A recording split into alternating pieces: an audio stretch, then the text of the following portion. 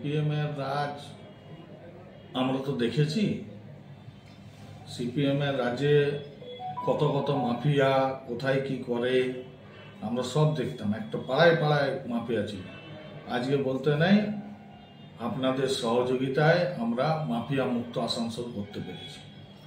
এখন যদি কারোর মনে হয় যে মাফিয়া এখনো আছে, তাহলে নিশ্চয়ই ওনাদের সঙ্গে মাফিয়াদের যোগাযোগ আছে বলেই ওনার মাফিয়াদের নাম। একটা নাম বলুন, আমরা ধরে ধরে নাম বলে দেবো যে আগে কে কে মাফিয়াগিরি করতো। তাদের মধ্যে অনেকেই আজকে নেই, মারা গেছে, হয় নিজেদের গোষ্ঠীদ্বন্দ্বে নয় পুলিশের গলিতে মারা গেছে। কিন্তু আমাদের সময়ে একটা দেখা যে অমুক মাফিয়া মাফিয়া আছে।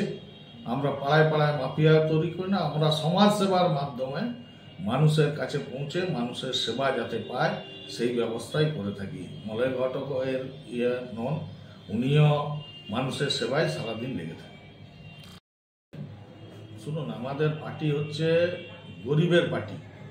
আমরা হকার উঠে ওদেরকে জায়গা দিয়েছি। দেখবেন রবীন্দ্র ভবনের উল্টো দিকে দেখবেন যারা বসেছিল তাদেরকে যখন তুলেছিলাম তাদেরকে জায়গা দিয়েছি।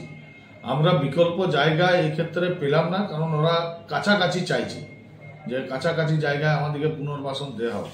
তো কাছাকাছি জায়গা না পাওয়ার জন্যে এটা এখন স্থগিত আছে। আগামী দিনে জায়গা পেয়ে গেলে আমরা এই অধিগমন পরিষ্কার করে ওদিকে ভালো জায়গায় আগে দিয়ে তারপরে, এই নয় কি বিহারের মতন দেখলাম যে জেতার পরে পরেই বাচ্চা নিয়ে ফুটপাতে শুয়ে আছে। কারুর 70 বছরের ঘর, কারুর 80 বছরের ঘর।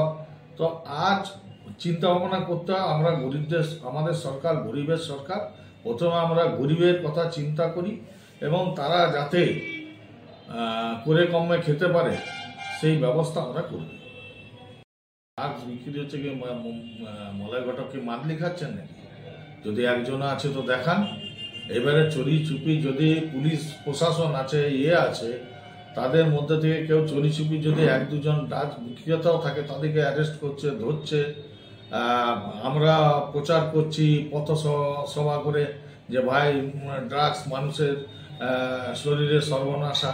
তো এরপরেও কি বলতে হবে যে মাফিয়া বলে, ড্রাগস মাফিয়া বলে এখানে কিছু